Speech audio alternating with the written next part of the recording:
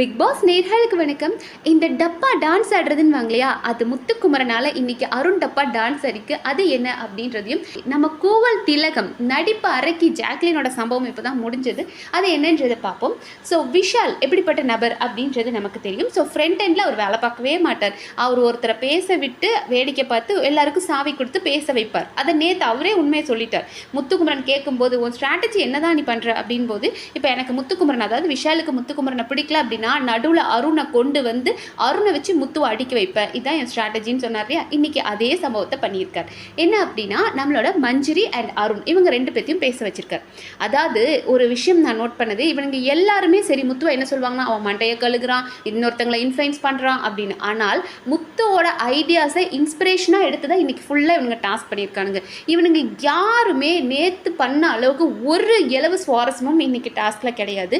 ஆனால் முத்துக்குமரன் ஒரு ஸ்ட்ராட்டஜி நேற்று ஃபாலோ பண்ணார் இல்லையா, ஒருத்தரை உடைக்கிறதுக்கு அவங்க கேமை அவங்க இவ்வளோ நாள் எப்படி அவங்க கேமை அணுகியிருக்காங்க. நம்மளுக்கு வந்து ஒரு ஆடியன்ஸ் மைண்ட் செட்லேருந்து நம்ம அவங்கள பார்க்கும்போது அவங்க என்னென்ன தவறுகள் பண்ணியிருக்காங்கன்னு நமக்கு தெரியும். ஆனால் உள்ள ஒரு கண்டஸ்டண்டாக இருக்கும்போது கேட்க முடியாத கேள்விகள் எல்லாத்தையும் கேட்டு அவனை ஹிட் ஆக்கி அவனை அழ வைக்கணும். ஸோ இந்த ஒரு ஸ்ட்ராட்டஜி அவர் நேற்று பண்ணார். அதே தான் இன்னைக்கு எல்லாரும் பண்ணுறானுங்க. கேட்டால் இவங்கெல்லாம் ரொம்ப புனித ஆத்மாக்கள், உங்களை மாதிரி நாங்கள் பண்ண மாட்டோம், உங்களை மாதிரி முட்டையை உடைச்சி ஊற்றுறது, தூசி குப்பையை போடுறது, கீழே இருந்து சாப்பிட்ற சொல்கிறது, இதெல்லாம் கிடையாது. நாங்கள் உங்களை பேசியே உடைச்சோம் அப்படின்ற பேரில் சும்மா அந்த ஏஞ்சல்ஸ் ஏதாவது என்னடா சொன்னீங்க அப்படின்னு கேட்டாலோ, இல்லை இப்படி சும்மா திரும்பிட்டாலோ, ஒரு தும்முனா இருமுனா கூட அவர் ரியாக்ட் பண்ணிட்டான்னு பிடிங்கிட்டு போயிட்டுருக்குறாங்க. ஸோ நேற்று முத்து ஃபாலோ பண்ண ஒரு ஸ்ட்ராட்டஜி தான். ஒருத்தரை சைக்கலாஜிக்கலாக அஃபெக்ட் பண்ணணும் அப்படின்னு அவர் பண்ண ஸ்ட்ராட்டஜி தான் இவங்களும் பண்ணிட்டு இருக்கானுங்க.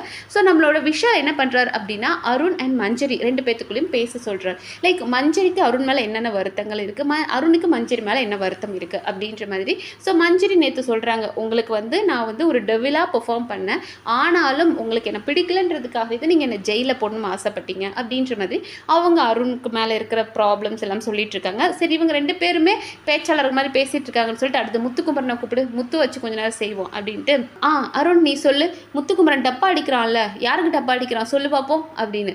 டப்பா அப்படின்னா அவர் அவங்களுக்கு வேண்டியவர்களுக்கு டப்பா அடிப்பார், ஆனால் இப்போ இல்லை அப்படின்னு அருண் சொன்னதும், அன்னைக்கு நீ தானப்பா சொன்ன, 2-3 பேரை சொன்னியே அப்படின் போது அருண் என்னத்தை நம்ம ஐயோ வர போட்டு கொடுக்குறானே, சபையில் வச்சு போட்டு கொடுக்குறானே, நம்ம இவன்ட்ட ரகசியமாக சொன்னதை இவன் இப்படி போட்டு கொடுத்துட்டானேன்ட்டு, இல்லை அவர் யார் எந்த அணியில் இருக்காரோ அந்த அணிக்கு அவர் பேசுவார் அப்படி தான் நான் சொன்னேன் அப்படின்னாரு. இல்லை அதெல்லாம் இல்லை, நீ அப்படி சொல்லலை, 2 பேருக்கு டப்பா அடிக்கிறான், ஒன்று சாச்சனாக்கு இன்னொன்று மஞ்சரிக்கு டப்பா அடிக்கிறான்னு சொன்னியே சொல்லு பார்ப்போம் அப்படின் போது உடனே அருண் என்னடா பண்ணுறதுன்னு அருணுக்கு ஒரே அசிங்கமாக போச்சு. நம்ம இவன்ட்ட சொல்லி கொடுத்தா அவன்கிட்ட போட்டு வேற கொடுத்துட்டானேன்னு ரூம் போட்டு அழுவான் போல இருக்குது. ஸோ சமாளிக்கிறாராம் அருண். என்ன சொல்கிறார் அப்படின்னா, இல்லை அவர் வந்துட்டு நேற்று பேசும்போது அவங்களுக்காக சாதகமாக பேசின மாதிரி இருந்தது, ஆனால் இப்போ அவர் நியாயமாக பேசுகிறார். அன்னைக்கு பேசும்போது முத்துக்குமரன் அவங்களுக்கு சாதகமாக பேசுகிற மாதிரி இருந்துச்சா, டப்பா அடிக்கிற மாதிரி இருந்துதான். இப்போ பார்த்தா வந்து இல்லை அவர் வந்து நியாயமாக தான் இருக்கார் அப்படின்னு சமாளிக்கிறான். ஏண்டா உனக்கு தான் ஒரு விஷயத்த பேச தைரியம் இல்லை, திராணி இல்லை அப்படின்னா அமைதியாக இருக்கலாம்ல.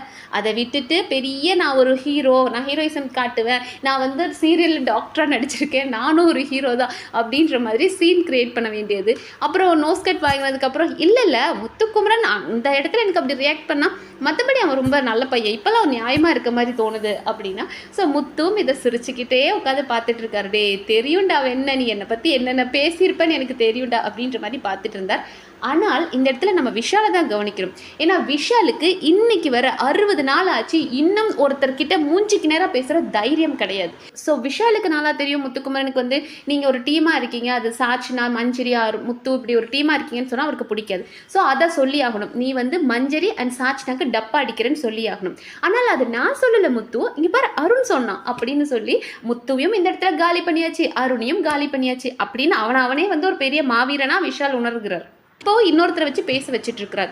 ஸோ இவர் என்ன ட்ரை பண்ணுறார் அப்படின்னா, நம்ம 3rd சீசனில் சாண்டி மாஸ்டர்லாம் இருந்தார் இல்லையா, ரொம்ப ஃபன்னாக என்டர்டெயின்மெண்ட்டாக, இன்றைக்கும் இந்த பாய்ஸ் அப்படின்னா அந்த கேங் நமக்கு ஞாபகம் வரும், அவங்க பண்ண ஃபன் ஞாபகம் வரும் இல்லையா, அந்த மாதிரி தன்னை உள்ள ஒரு ஹீரோவாகவும் தன்னை ஒரு என்டர்டெய்னராகவும் நினச்சிக்கிட்ட விஷால் பட் தன் வன்மத்தை இன்னொருத்தர் மூலிமா கக்க வைக்கிறார். ஸோ இவனுக்கெல்லாம் வந்து ஒரு என்ன சொல்கிறது, ஒரு அசிங்கமான கோலை இவனை போய் தர்ஷிகா உருகி லவ் பண்ணுற ஒரு கண்டென்ட் கொடுத்துட்ருக்காங்க. அதுக்கு கூட ஒரு கண்டென்ட்டுக்கு கூட வர்த்தி இல்லாத இவனை என்ன சொல்லி திட்டுறது, இவனை அடிச்சும் பார்த்தாச்சு அவுத்தும் பார்த்தாச்சுன்ற ரேஞ்சுக்கு இவனால என்ன சொல்லி திட்டுறதுனே தெரியல. ஒரு திராணி இல்லாத தெம்பு இல்லாத ஆள் தான் விஷால். ஸோ இப்போவும் தன் மனசில் முத்து மேலே இருக்கிற வன்மத்தை அருண் வச்சு பேச வச்சுட்டு இருந்தார். பட் முத்துக்கு எல்லாம் தெரியும், போங்கடா போய் கதறுங்கடா, நான் சொல்லித்தர ஸ்ட்ராட்டஜி தான் நீங்கள் ஃபாலோ பண்ணுவீங்க, அப்புறம் நானே உங்கள் மண்டையை கழுகுறேன்னு சொல்லுவீங்க, அப்புறம் நான் டப்பா அடிக்கிறேன்வீங்க. உங்களை மாதிரி எந்த கேவலத்தையும் அவர் பண்ணவே இல்லை. இப்போ வரைக்கும் டப்பா அடிக்கிறாங்கன்றாங்களே. உண்மையாக பார்த்தோம் அப்படின்னா இன்றைக்கி டாஸ்கில் ஜெஃப்ரி ஆகட்டும் ரயான் ஆகட்டும் அவங்க தான் அவங்க ஃப்ரெண்ட்ஸ்க்கு பண்ணிகிட்டு இருக்காங்க. இப்போ ரயான்லாம் பார்த்தோம் அப்படின்னா சௌந்தர்யா அண்ட் ஜாக்லினை உட்கார வச்சு அன்ஷிதா கிழிச்சு எடுத்தாங்க. நீ எல்லாம் என்ன கேம் விளையாடுற, சௌந்தர்யாவுக்கு பின்னாடி ஒரு ஃபேன்ஸ் இருக்குன்றக்காக தானே கேம் விளையாடுற அப்படின்ற மாதிரி வச்சு செஞ்சுட்டு இருந்தாங்க. ஸோ ரயான் அந்த இடத்துல போய் இன்டர்ஃபியர் ஆகி நம்மளோட ஜாக்லின் அண்ட் சௌந்தர்யாவை அப்படியே டைவர்ட் பண்ணுறாரு. ஏன்னா ஒரு பாயிண்ட் வரைக்கும் அப்படியே அன்ஷிதா கொண்டு போயிட்டு இருக்காங்க. அவங்க எங்கே பிரேக் ஆயிடுவாங்களோ அப்படின்றக்காக அந்த இடத்துல போய் இவர் போய் வேறு ஏதோ பேசி டைவர்ட் பண்ணுறாரு. ஜெஃப்ரி எடுத்துக்கிட்டோம் அப்படின்னா முத்துக்கெல்லாம் அப்படி பூண்டு எடுத்து வாய் ஃபுல்லாக அதை தேய்ச்சி விட்டு பல்லுலெல்லாம் தேய்ச்சி விட்டு, ஆனால் அதுவே நம்ம சௌந்தர்யக்குன்னு வரும்போது லைட்டாக தொட்டு தொட்டு வைக்கிறார். ஸோ அப்படி ஃப்ரெண்ட்ஸ்க்கு இவங்க தான் டப்பா அடிச்சுட்டு இருக்காங்க. அண்ட் ஜாக்லினோட இஷ்யூ, அட கடவுளே இதெல்லாம் ஒரு பிரச்சனைன்னு சொன்னால் பிரச்சனைக்கே அசிங்கம் அப்படின்ற மாதிரி ஒன்றுமே இல்லை. அங்கே நடுவில் ஜாக்லின் உட்காந்துருக்காங்க, இந்த சைடு ஜெஃப்ரி, அந்த சைடு ரஞ்சித், 2 பேரும் உட்காந்துருக்காங்க. ஆனால் ரஞ்சித் ஒன்றுமே சொல்லலை. இப்போ தான் லைவில் அது முடிஞ்சது. என்ன சொன்னார் அப்படின்னா, அதை கொடுத்துருமா, நீ ப்ரொவோக் ஆகிட்டமா, அவங்ககிட்ட பேசுகிறான் கொடுத்துருமா, அவனுக்கு நாமினேஷன் ஃப்ரீ பாஸ் கிடைக்கட்டுமா கொடுத்துருமா, அதை எடுத்துருமா கொடுத்துருமா, இவ்வளோதான் சொன்னார். அதுக்கே மேடம் சீன் போட்டால் என்ன தான் பண்ணுறது. ஸோ பிக் பாஸ் நீங்கள் என்ன பண்ணுறீங்க அப்படின்னா, ஒரு ரூல் புக் எடுத்துகிட்டு வந்து நம்ம வாழும் அன்னை தெரேசாவான ஜாக்லின் கிட்ட கொடுத்துருங்க. அவங்க கொஞ்சம் செட் ஆஃப் ரூல்ஸ் கொடுப்பாங்க. ஏன்னா என்ன நீங்கள் விளையாண்டாலும் தப்பாக சொல்கிறாங்க. இப்போ நேற்று டெவில்ஸாக இருக்கும்போதும் அண்ணா எனக்கு இதை ப்ராசஸ் பண்ண டைம் வேணும்னா, என்னால் இந்த மாதிரி நடிக்க முடியாதுன்னா, என்னால் இப்படி பேச முடியாதுன்னா அப்படின்னாங்க. இன்றைக்கி எடுத்துக்கிட்டோம் அப்படின்னா, மச்சான் இப்படி விளையாடுறான் மச்சான், கேவலமாக பண்ணுறான் மச்சான், ஒரு சின்ன பேட்ஜுக்காக ஜெஃப்ரியும் இப்படிலாம் நடந்துக்கிறான் மச்சான் அப்படின்னு கதறாங்க. அவன் எப்படி தாண்டா விளையாடணும், எல்லாத்துலேயும் நீ குறை கண்டுபிடிச்சா நீ எப்படி தான் விளையாடணும் அப்படின்றத அவங்ககிட்டே கேளுங்க. நேத்தெல்லாம் வன்மம் டு த கோர் மாதிரி இருந்தது. எந்த அளவுக்கு பேச முடியும், ஃபிசிக்கலாக எப்படி ஹர்ட் பண்ண முடியும், மென்டலாக எப்படி ஹர்ட் பண்ண முடியும், நேற்று டீம் அவ்வளோ சூப்பராக பண்ணாங்க. ஆனால் நீங்கள் இன்றைக்கி என்ன பண்ணிக்கிட்டு இருக்கிறீங்க, ஒன்றுமே இவனுங்க ஒழுங்காக பண்ணலை. காலையிலேருந்து பேச்சு வார்த்தை தான் போய்கிட்டே இருக்குது. லைட்டாக ஏதாவது ஏஞ்சல் என்ன சொன்னீங்க அப்படின்னு கேட்டால் கூட ஆணு கேட்டுட்டா எக்ஸ்பிரஷன் கொடுத்துட்டான் அப்படின்னு பிடிங்கிட்டு இருக்காங்க. சும்மா ஒரு இன்ட்ரெஸ்டிங்கே கிடையாது. இன்றைக்கி டாஸ்க் அவ்வளோ மொக்கையாக போயிட்டுருக்கு. அண்ட் இதில் இவர் பண்ணதெல்லாம் ஒரு கண்டென்ட்டா, ஏமா நீங்கள் ஏதோ கண்டென்ட் பண்ணணும் அப்படின்றதுக்காக பார்ட் டைம் பைத்தியம் மாதிரி பண்ணிகிட்டு இருக்கக்கூடாது. ஏன்னா ஜாக்லினுக்கு என்ன மைண்ட் செட் அப்படின்னா, காலையிலேருந்து ஜாக்லினை யாருமே பெருசாக கண்டுக்கல, ஒவ்வொருத்தரை கார்னர் பண்ணாங்க. அதுவும் மஞ்சரியை வச்சு செய்கிறாங்க, சாச்னாவை செஞ்சுட்டு இருந்தாங்க, இப்படி ஒவ்வொருத்தரையும் வந்து கார்னர் காலையிலேருந்து பண்ணி ஒரு ஸ்டார்ஸ் தான் எடுத்துட்டாங்க. பட் நம்ம ஜாக்லினுக்கு ரொம்ப நேரம் ரெஸ்ட் கொடுத்தாங்க.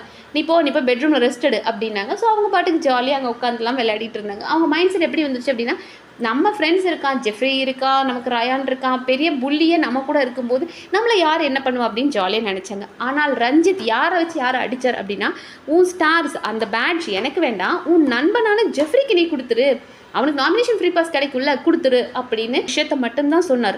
அப்போ நம்ம ஜாக்லின் ஒரு ஆக்டிங்கை போட்டாங்க பாருங்க, இந்தா உனக்கு இதானே வேணும், நாமினேஷன் ஃப்ரீ பாஸ்க்காக தானே இந்த பேட்ச் வந்தா தூக்கிப்போ அப்படின்னு தூக்கி வீசிட்டாங்க. இல்லை அவங்களுக்கு அதை கொடுக்கறக்கு மனசு கிடையாது. இந்த நட்பு, நாங்கள் ஃப்ரெண்ட்ஸ், இதெல்லாம் வந்து அவங்களுக்கு உண்மையாகவே ஃப்ரெண்ட்ஸ் இல்லை, அவங்க கேமுக்கு அவங்க அதை யூஸ் பண்ணிட்டு இருக்காங்க. ஆனால் என் நண்பன் ஒருத்தனுக்காக நான் கொடுக்கணும்னா கொடுத்துருவேன், ஆனால் நீ என்கிட்ட நியாயமாக பிடுங்க, அதை விட்டுட்டு நீ ஏன் இப்படி பண்ணுறேன்ற பேரில் தன்னோட ஸ்டார்ஸ் போகிறது தான் அவங்களுக்கு இங்கே கவலை. காலையிலேருந்து மேடம் என்ன மைண்ட் செட்டில் இருந்தாங்கன்னா, எல்லாரும் மற்ற எல்லாரையும் டார்கெட் பண்ணுவாங்க, நம்மளை யாரும் பண்ண மாட்டாங்க, ஏன்னா நேற்று நம்ம ஒன்றுமே யாரையும் பண்ணலை, அதனால் இந்த 3 ஸ்டாரை நம்ம தக்க வச்சிடலாம் அப்படின்னு நினச்சாங்க.